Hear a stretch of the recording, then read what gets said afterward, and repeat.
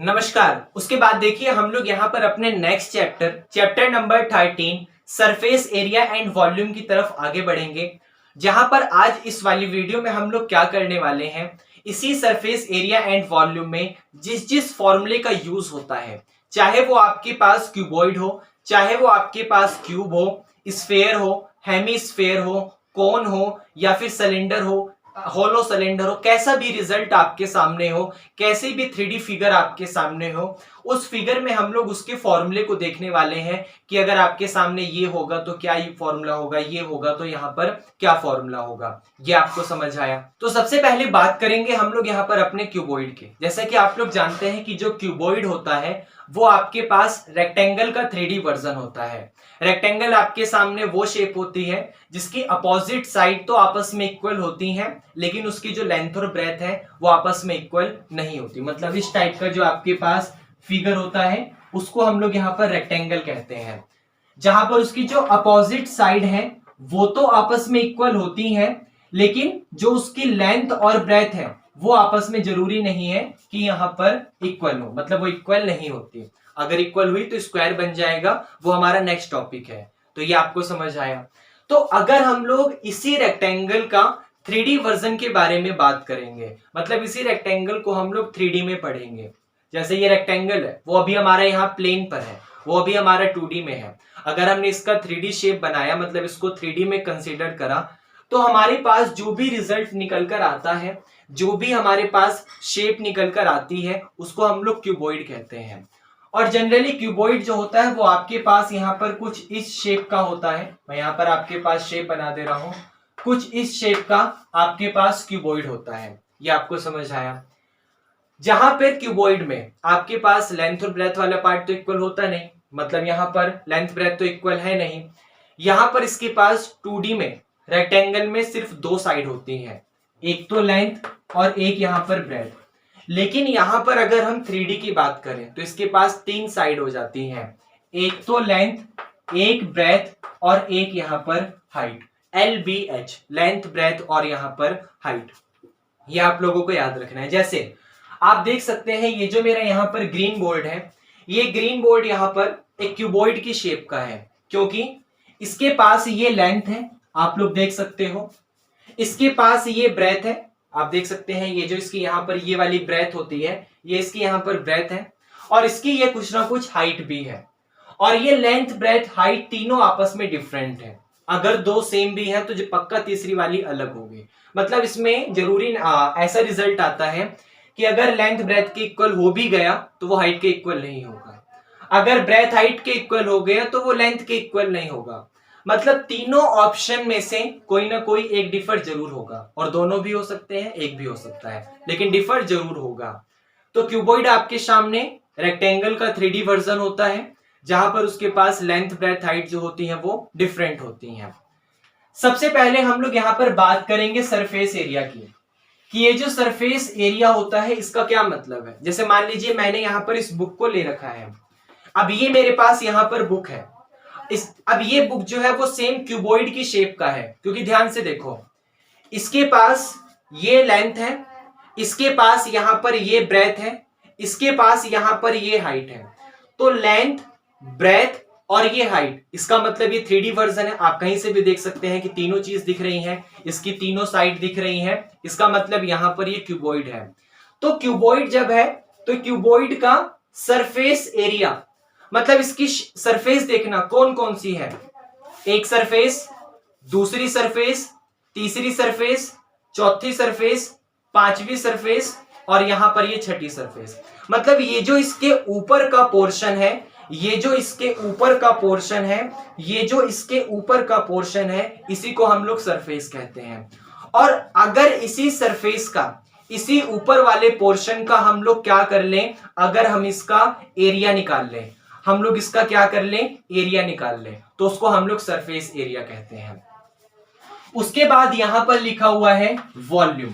Volume का मतलब है कि जैसे मान लीजिए आपके पास ये ऑब्जेक्ट है, तो इसका वेट कितना है, इसका वॉल्यूम कितना है, कितनी भारी है, ये आप समझ रहे हैं।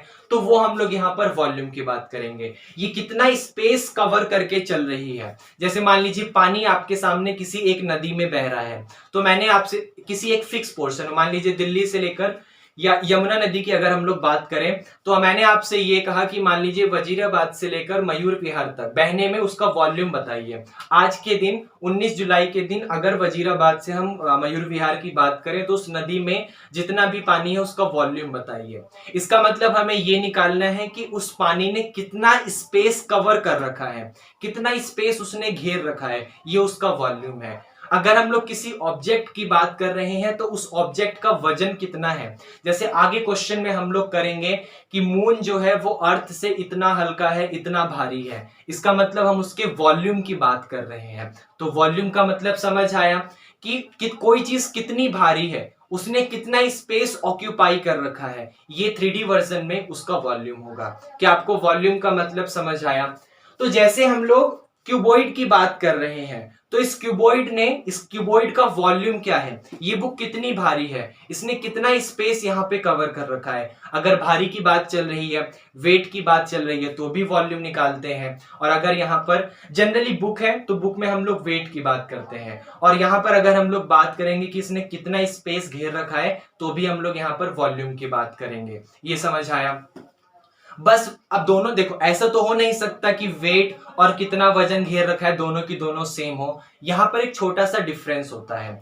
जैसे मान लीजिए आप देख सकते हैं ये बुक की जो लेंथ होगी जनरली वो सेंटीमीटर में होगी। अब जब आप इसका वॉल्यूम निकालेंगे, तो हम लोगों ने अपनी लोअर्स क्लासेस में भी पढ़ा है कि एरिया की यूनिट हमेशा स्क्वायर होती है और वॉल्यूम की यूनिट हमेशा क्यूब होती है। मान लीजिए मैंने इस बुक का वॉल्यूम निकाला और 47 सेंटीमीटर क्यूब मेरे पास यहां पर इस बुक का वॉल्यूम आ गया। 47 सेंटीमीटर क्यूब मेरे पास यहां पर इस बुक का वॉल्यूम आ गया। तो इसका यहां पर यह मतलब है कि 47 सेंटीमीटर क्यूब इसने यहां पर अपनी जगह को कवर कर रखा है। ये आपको समझ आया? लेकिन अब ये तो जगह कवर कर रही है। अगर हम लोग वेट की बात करते हैं, तो वेट हम लोग यहां पर इस तरीके से निकालेंगे, जैसे क्वेश्चन वाला देगा कि भाई आपके सामने 1 सेंटीमीटर क्यूब में मान लीजिए 10 ग्राम स्पेस कवर कर रहा है।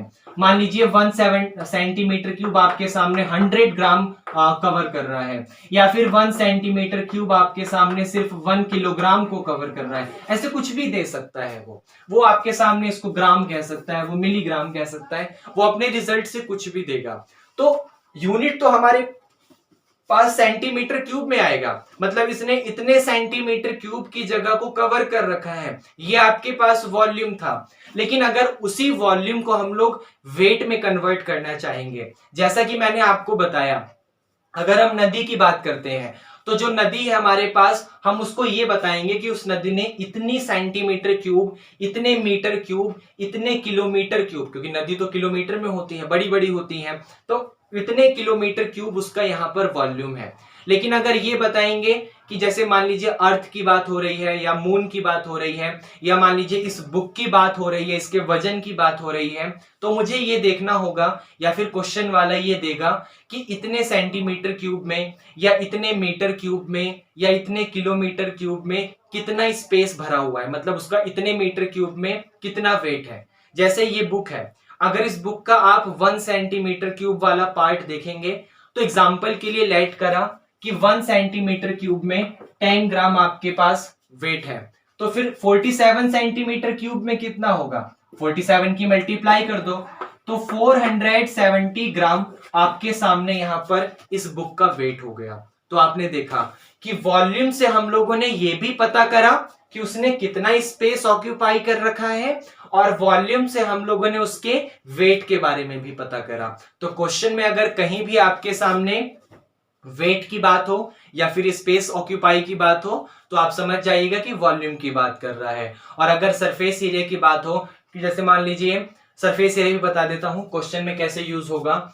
जैसे मान लीजिए आपके सामने, आप लोगों ने देखा होगा जब हम लोग कहीं हिल स्टेशन वगैरह पे जाते हैं, तो वहां टेंट के घर बना के रखते हैं, या फिर मान लीजिए जब बारिश वगैरह होती है तो छत पर पन्नी वगैरह डाल देते हैं। इसका मतलब हमने अब क्या करा, अपनी छत पर उस पन्नी को डाल दिया। इसका मतलब हमने छत की जो हमारा छत का सरफेस था उसको क्या कर लिया, कवर कर दिया।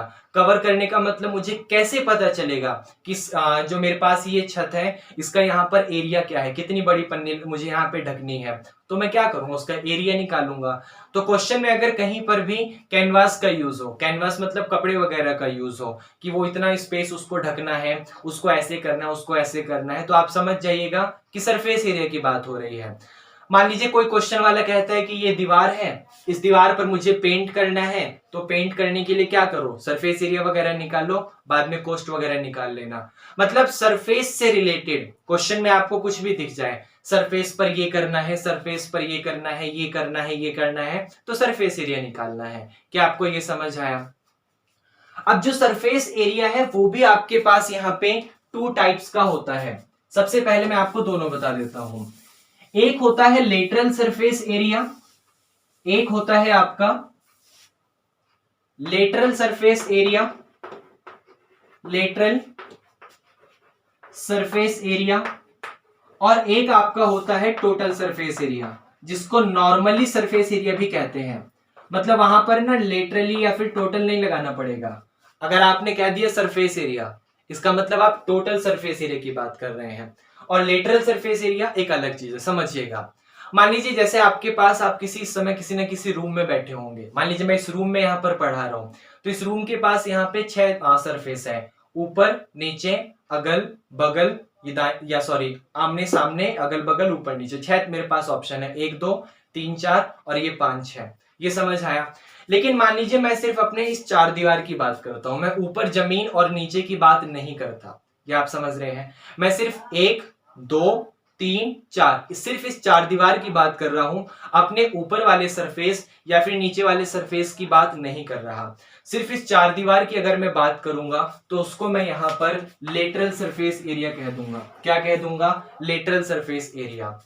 अगर आपके सामने कोई फिगर कर्व टाइप का है, गोल टाइप का है, तो इसी लेटरल को कर्व भी कह देते हैं, लेकिन वो मैं जब आपको कोन पढ़ाऊंगा या फिर सिलेंडर पढ़ाऊंगा तब बताऊंगा, क्योंकि लेटरल ही कर्व चीज है। बस फिगर गोल है तो कर्व, फिगर ऐसे चकोर मकोर टाइप का है तो फिर उसको हम लोग लेटरल कहते हैं। तो लेटरल सरफेस एरिया का मतलब है कि आप सिर्फ 4 दीवार की बात कर रहे हैं।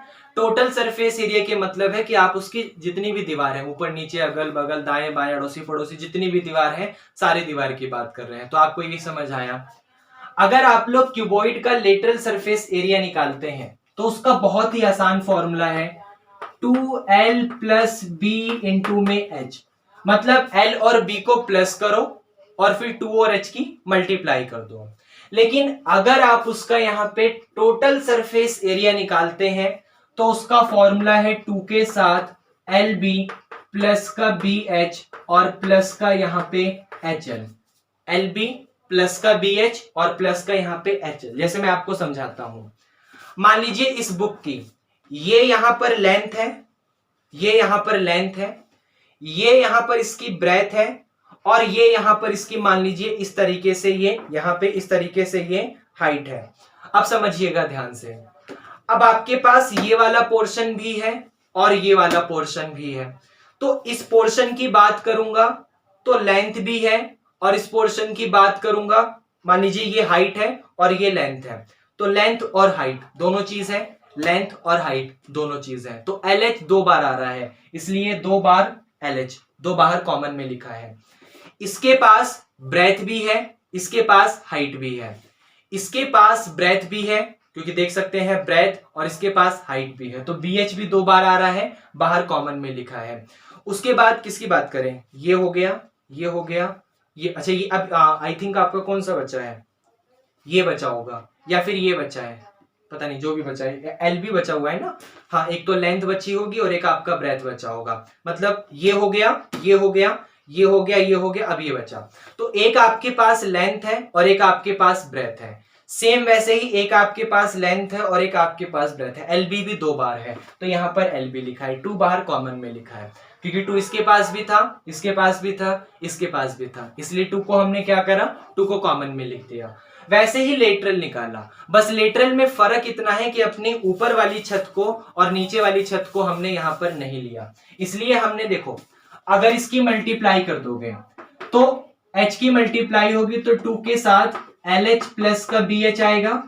इसका मतलब LH भी है हमारे पास, BH भी है हमारे पास, LB नहीं है। आप देख सकते हो अगर जिसके पास लेंथ और ब्रेथ की बात हो रही है, जैसे मान लीजिए ऊपर वाली छत की बात करूंगा, मैंने बुक को ऐसे कवर करा तो लेंथ और ब्रेथ नहीं है। ये अगर मान लीजिए मैंने बुक को ऐसे देखा तो लेंथ और ब्रेथ नहीं है, लेंथ और ब्रेथ नहीं है, इसलिए मैंने LB को नहीं लिया। ये आप समझ, तो ऐसे निकाला जा सकता है।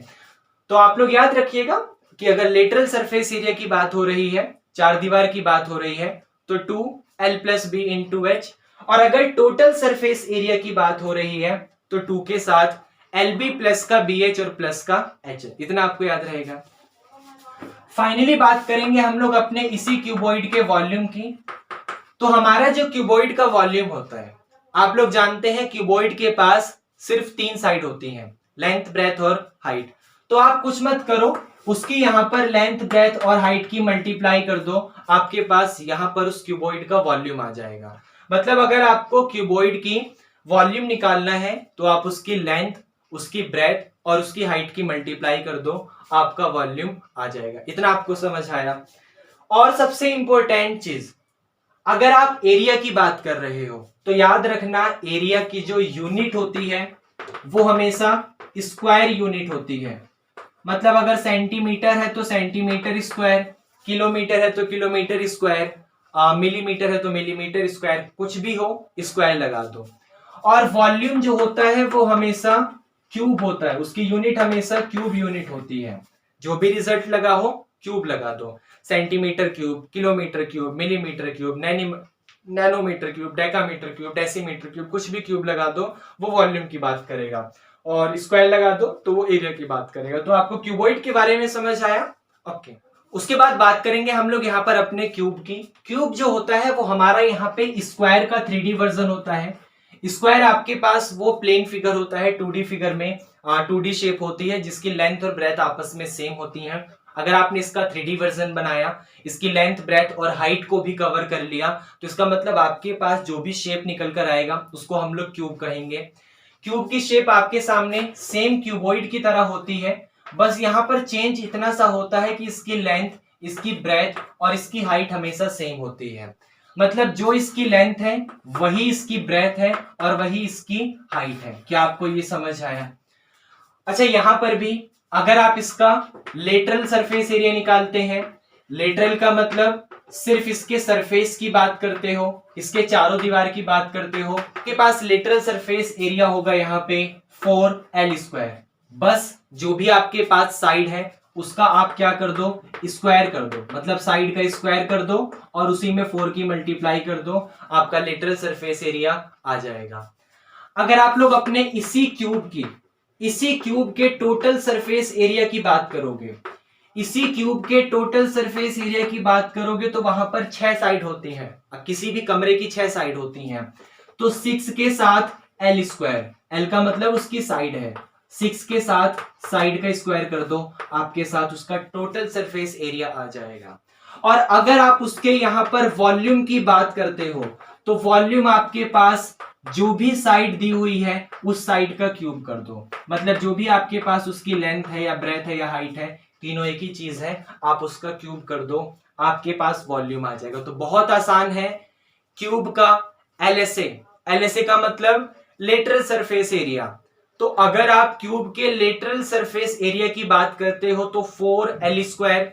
अगर आप क्यूब के टोटल सरफेस एरिया की बात करते हो तो 6L स्क्वायर। और अगर आप क्यूब के वॉल्यूम की बात करते हो तो L का क्यूब कर दो, आपका रिजल्ट आ जाएगा। क्या आपको ये समझ आया? अच्छा, ये फॉर्मूले याद कैसे होते हैं? तो नहीं, याद नहीं करा जा सकता। आप क्या करो, इसकी जितनी ज्यादा प्रैक्टिस करोगे, जब क्वेश्चंस की प्रैक्टिस करोगे, एक काम करो, अपने पेपर को, कोई पेपर लो, उस पेपर पे ये सारे फॉर्मूले को लिख लो।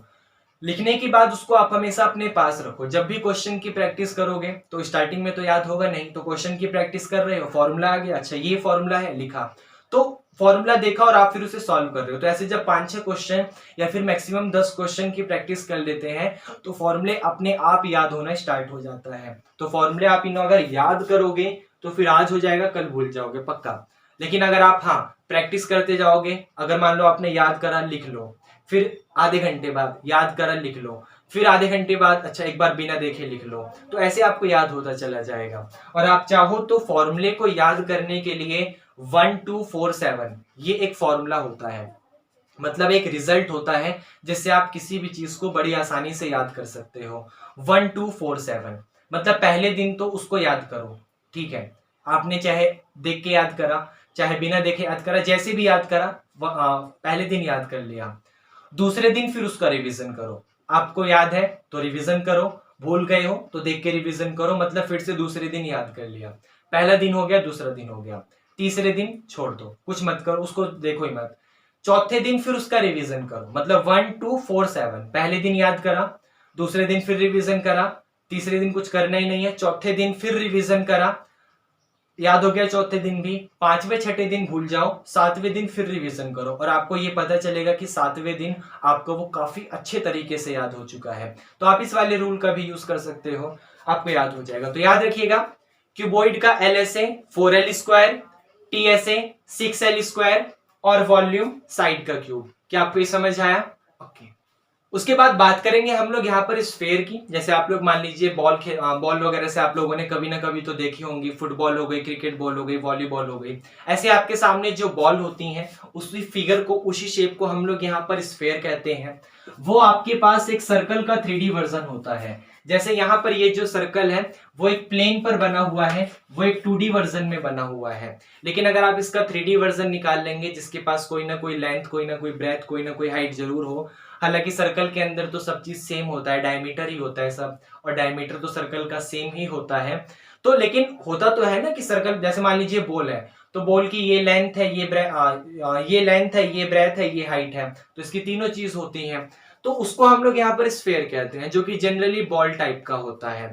ये आप समझ रहे हैं, मतलब इस टाइप का आपके सामने होता है। इसको 3D में तो बना नहीं सकते क्योंकि बोर्ड आपके सामने जनरली ऐसा ही है। लेकिन अगर हम लोग बात करेंगे देखिए स्फेयर की, तो स्फेयर के पास जो सरफेस होता है, आप उसमें यहाँ पर टोटल सरफेस एरिया या फिर लेटरल सरफेस एरिया की बात नहीं कर सकते। क्योंकि समझो ना, आप मान लो ये बॉल है, अब मान लो आप कहते हो कि इसका लेटरल निकालोगे, तो लेटरल का मतलब आपने चारों दीवार का एरिया निकाल लिया, ऊपर नीचे देखा ही नहीं।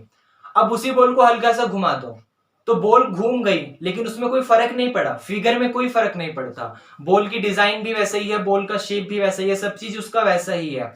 तो फिर कैसे आइडेंटिफाई करोगे कि वो इसका कर्व है, ऊपर नीचे नहीं देखना, क्योंकि उस समय तो फिगर चेंज हो चुका। तो बॉल के पास लेटरल सरफेस एरिया नहीं होता, बॉल का जो सरफेस एरिया होता है वो हमेशा टोटल होता है। इसलिए अगर आपको कभी भी स्फेयर का टोटल सरफेस एरिया निकालना है, टोटल सरफेस एरिया निकालना है, तो आप लोग 4πr², जहां पर r उसकी रेडियस है, 4πr² कर दो, आपके पास स्फेयर का सरफेस एरिया आ जाएगा, जिसको हम लोग टोटल सरफेस एरिया कहो या कुछ भी कहो, सिर्फ सरफेस एरिया वो क्या होता है 4πr²।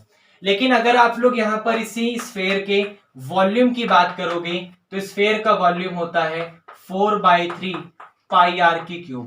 स्फेयर का वॉल्यूम होता है 4/3πr³। क्या आपको ये भी समझ आया? भाई स्फेयर है, स्फेयर एक बॉल टाइप का होता है, सर्कल का 3D वर्जन होता है, जहां पर उसका जो सरफेस एरिया है वो 4πr², लेकिन जो उसका वॉल्यूम है वो 4/3πr³ होता है। क्या आपको ये समझ आया? अच्छा, यहीं पर हम लोग क्या करते हैं, इसके हेमिस्फेयर की बात कर लेते हैं। यहीं पर हम लोग इसके हेमिस्फेयर की बात करते हैं। हेमिस्फेयर मतलब जैसे आपके सामने सर्कल को आधा बीच में से कट कर दो तो वो सेमी सर्कल बन जाता है, इस टाइप का।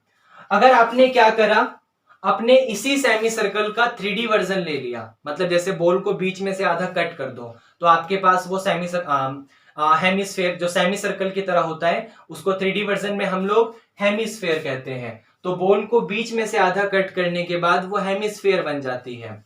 तो अगर हम लोग उस हेमिस्फेयर की बात करें तो हेमिस्फेयर के पास लेटरल सरफेस एरिया भी होता है, हेमिस्फेयर के पास टोटल भी होता है। याद रखना, स्फेयर के पास लेटरल और टोटल जैसी कोई चीज नहीं होती, लेकिन हेमिस्फेयर के पास लेटरल भी होता है, टोटल भी होता है।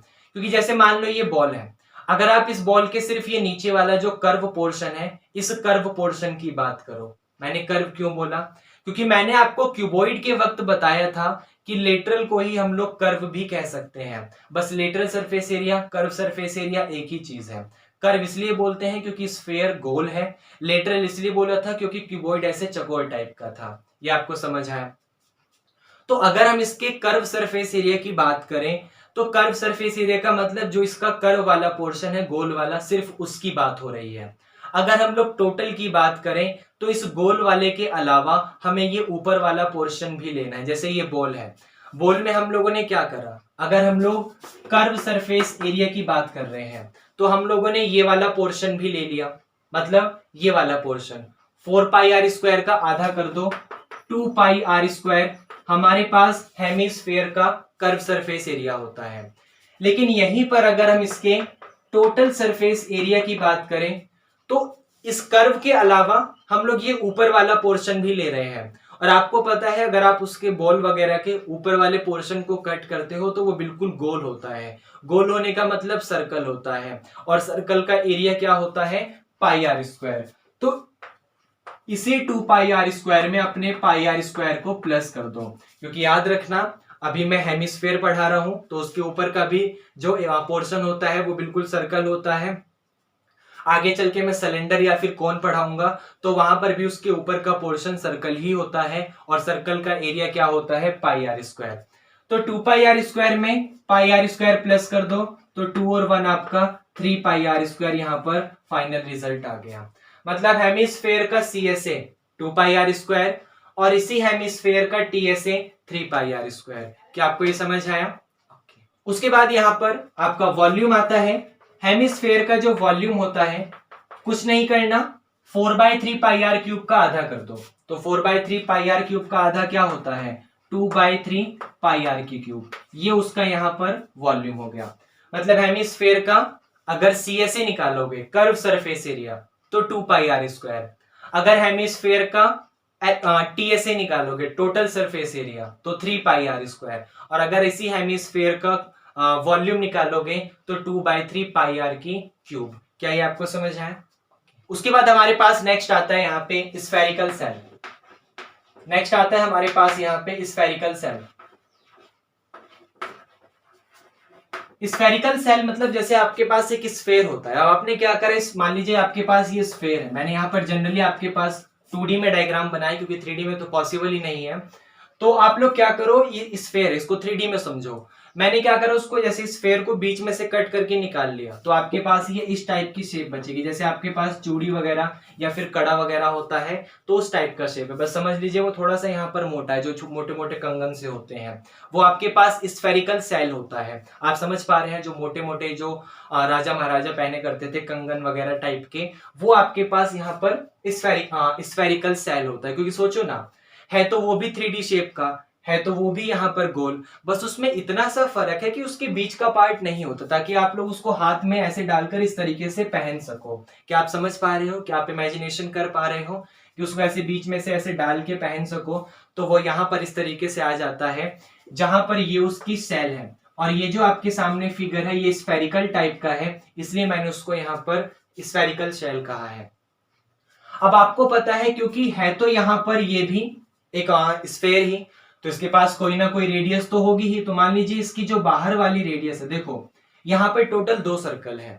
एक सर्कल आपके पास ये अंदर वाला है और एक सर्कल आपके पास यहाँ पर ये बाहर वाला है।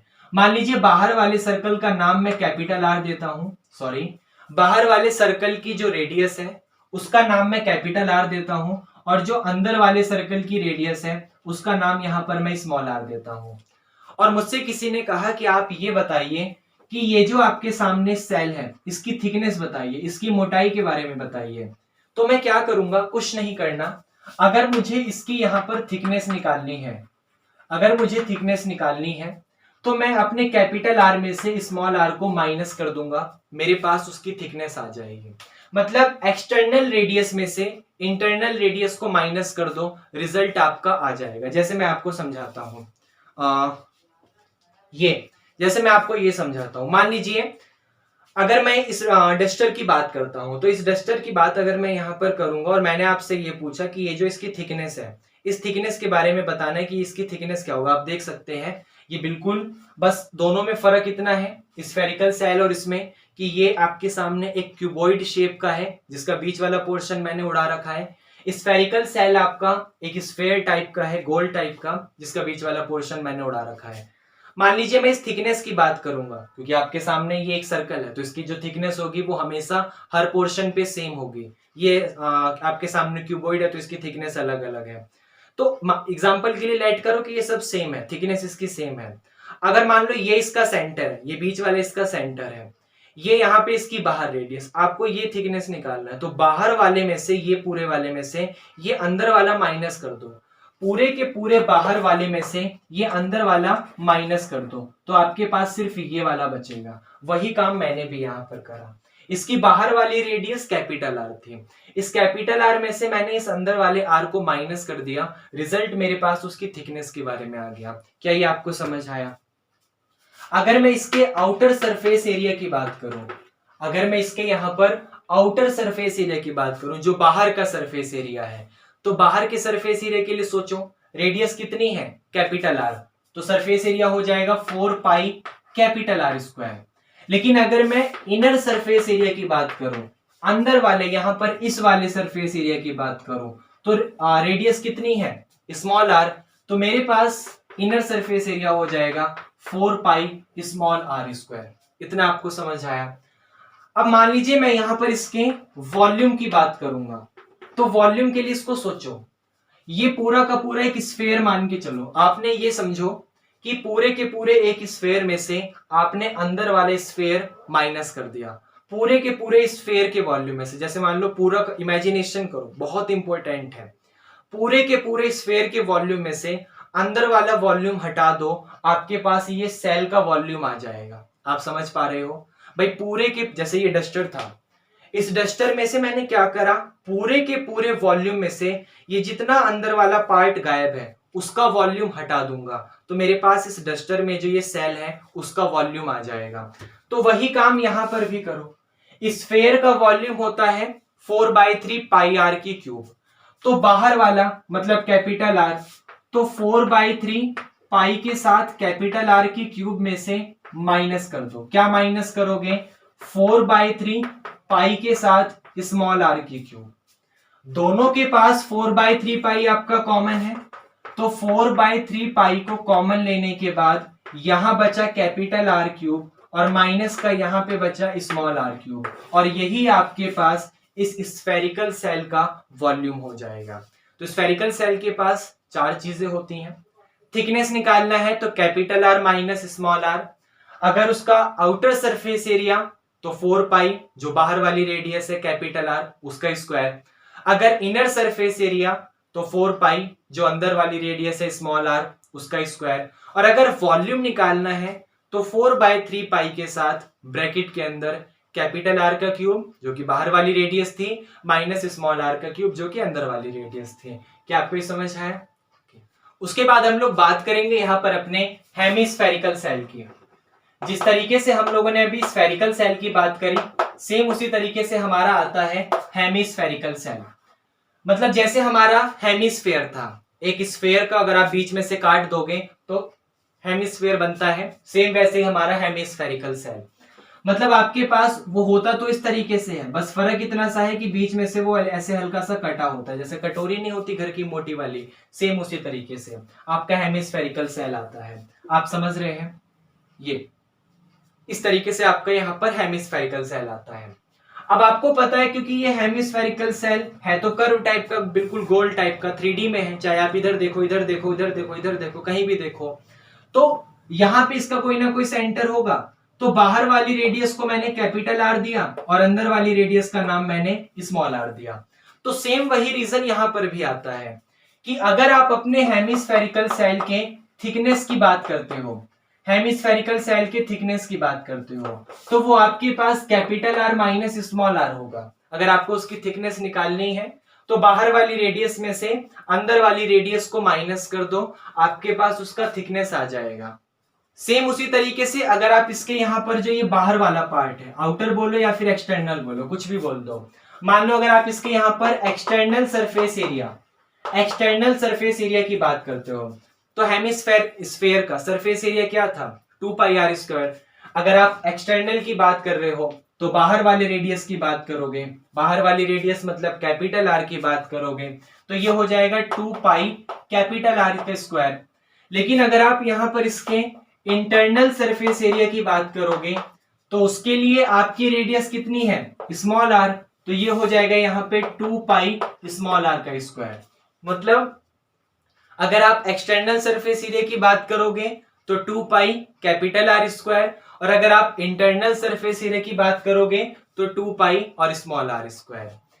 सेम उसी तरीके से अगर आप टोटल सरफेस एरिया की बात करोगे, टोटल सरफेस एरिया मतलब आपको क्या करना है, ये ऊपर वाला भी लेना है पोर्शन, नीचे वाला भी लेना है, और जो ये छोटे वाले पोर्शन है दोनों तरफ वो भी लेने हैं। अच्छा, यहाँ पर जो हमने एक्सटर्नल सरफेस एरिया या फिर इंटरनल सरफेस एरिया निकाला है वो कर्व के लिए काम कर रहा है, क्योंकि सोचो ना ये आपके लिए ये पोर्शन क्या है, ये कर्व का। यहाँ पर हम लोगों ने ये ऊपर वाला पोर्शन इसका नहीं देखा। सेम वैसे ही इंटरनल सरफेस एरिया में हम लोगों ने इसका ये वाला पोर्शन लिया है, यहाँ पर ये ऊपर वाला पोर्शन हम लोगों ने नहीं देखा। तो याद रखिएगा कि ये यहाँ पर कर्व्ड वाले पोर्शन के लिए है और यहाँ पर हम इसका क्या कर रहे हैं, टोटल सरफेस एरिया निकाल रहे हैं। तो ध्यान से समझना। सबसे पहले अगर हम लोग इसके टोटल सरफेस एरिया की बात करेंगे तो आपको पता है हेमिस्फीयर का टोटल सरफेस एरिया जो होता है वो 3πr² होता है। लेकिन यहाँ पर हम लोग स्फेरिकल सेल की बात कर रहे हैं। ऊपर आपके पास ये सर्कुलर पाथ भी होगा, और सर्कुलर पाथ जो होता है वो सर्कल होता है, और सर्कल का रेडियस क्या होता है πr²।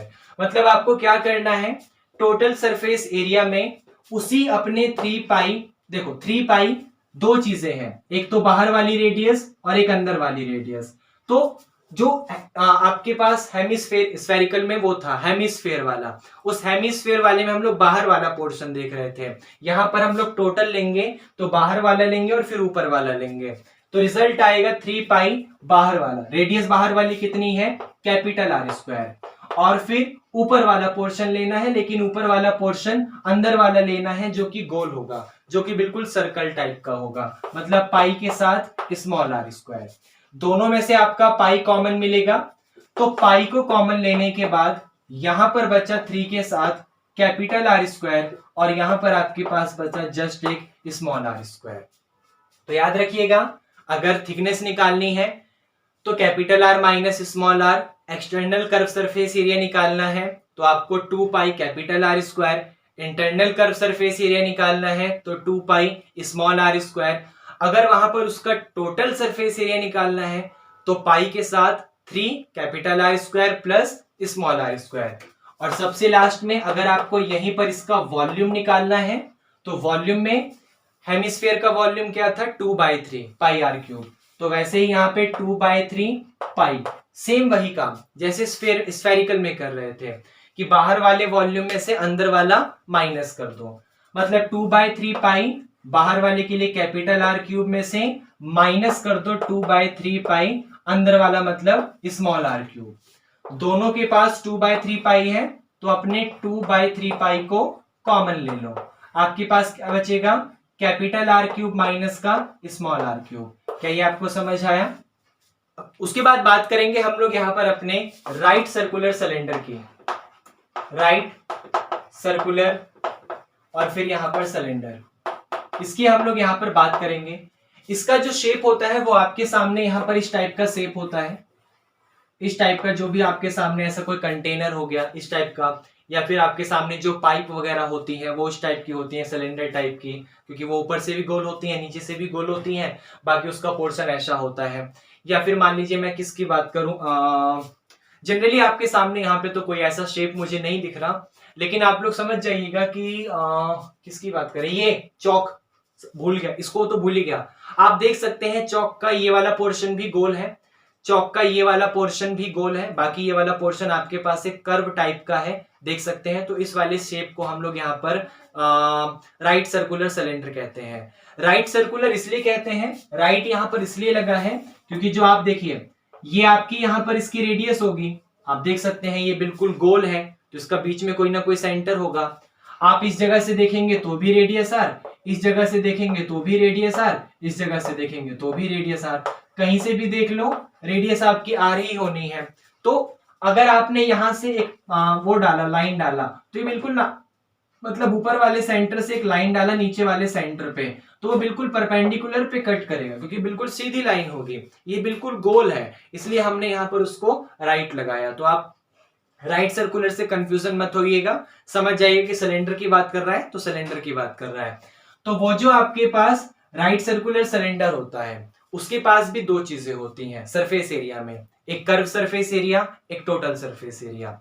अगर हम लोग यहाँ पर अपने राइट सर्कुलर सिलेंडर में कर्व सरफेस एरिया की बात करेंगे, तो उसका कर्व सरफेस एरिया होता है 2 पाई आर एच, जहां पर आर उसकी रेडियस हो गई और ये वाली एच उसकी यहां पर हाइट हो गई। तो 2 पाई आर एच आपके पास इसका कर्व सरफेस एरिया। अगर आप टोटल सरफेस एरिया की बात करेंगे तो ध्यान से समझना, टोटल में हम लोग कर्व तो लेते ही हैं, लेकिन ये ऊपर वाला पोर्शन और नीचे वाला पोर्शन दोनों पोर्शन लेते हैं। तो ये 2 पाई आर एच तो आएगा ही, ऊपर की तरफ जो पाई आर स्क्वायर है, क्योंकि ऊपर वाला पोर्शन एक सर्कल है, नीचे वाला पोर्शन भी एक सर्कल है, तो ऊपर की तरफ से भी पाई आर स्क्वायर और नीचे की तरफ से भी पाई आर स्क्वायर, मतलब 2 पाई आर एच में 2 पाई आर स्क्वायर और ऐड कर दो। 2 पाई आर एच में अपने 2 पाई आर स्क्वायर को और ऐड कर दो। 2 पाई आर दोनों जगह से कॉमन आएगा, तो 2 पाई आर कॉमन लिया तो यहां पे सिर्फ एच बचा और स्क्वायर की वजह से यहां पर एक आर बचा। तो 2 pi R H plus are आपके पास टोटल सरफेस एरिया होता है राइट सर्कुलर सिलेंडर का। अगर हम लोग यहां पर इसके वॉल्यूम की बात करेंगे, तो volume just pi R square H आपके पास वॉल्यूम होता है एक राइट सर्कुलर सिलेंडर का।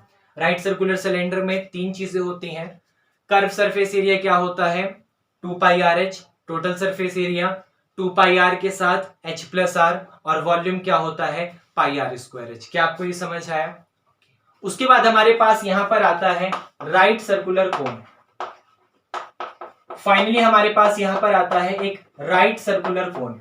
जो राइट सर्कुलर कोन होता है वो आपके पास, जैसे आपने वो वाली आइसक्रीम खाई है, वो जो कुप्पी टाइप की होती है, जो इस टाइप की होती है आपके पास, ये वाला रिजल्ट, इसको हम लोग यहाँ पर अपना राइट सर्कुलर कोन कहते हैं। अब ध्यान से समझना, राइट इसलिए कहते हैं क्योंकि आप लोग यहाँ से अगर एक परपेंडिकुलर डालेंगे तो वो बिल्कुल 90 डिग्री पर पड़ेगा, इसलिए राइट है। ऊपर का पाथ सर्कुलर है इसलिए सर्कल में कहते हैं, बाकी पाथ भी सर्कल होता है, बिल्कुल गोल होता है, इसलिए राइट सर्कुलर। और कोन तो आपके सामने ये कोन की शेप का है, तो राइट सर्कुलर कोन है। राइट सर्कुलर कोन के पास तीन चीजें होती हैं। सबसे पहले एक तो यहां पर इसकी रेडियस होती है क्या, जो भी आपके पास है स्मॉल आर, ये आपको समझ आया। उसके बाद यहां पर इस राइट सर्कुलर कोन की कोई ना कोई हाइट होती है, इसको मैंने नाम दिया यहां पर स्मॉल एच। लेकिन राइट सर्कुलर कोन, जैसे इसका डायग्राम में यहां पर बनाता हूं, ये आपके पास एक राइट सर्कुलर कोन है। अब आप देख सकते हैं ये इसकी यहां पर हाइट है, ये इसकी यहां पर हाइट है, और ये इसके पास यहां पर रेडियस है स्मॉल आर।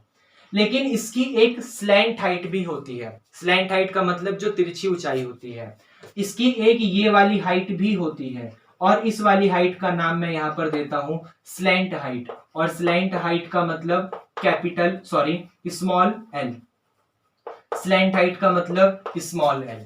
तो याद रखिएगा, नॉर्मली हाइट बोलने का मतलब है कि वो उसकी क्या हाइट है, तो वो इस हाइट की बात कर रहा है। लेकिन स्लैंट हाइट की बात करेगा तो वो इस हाइट की बात कर रहा है, और ये दोनों हाइट एक दूसरे से बिल्कुल अलग होती हैं।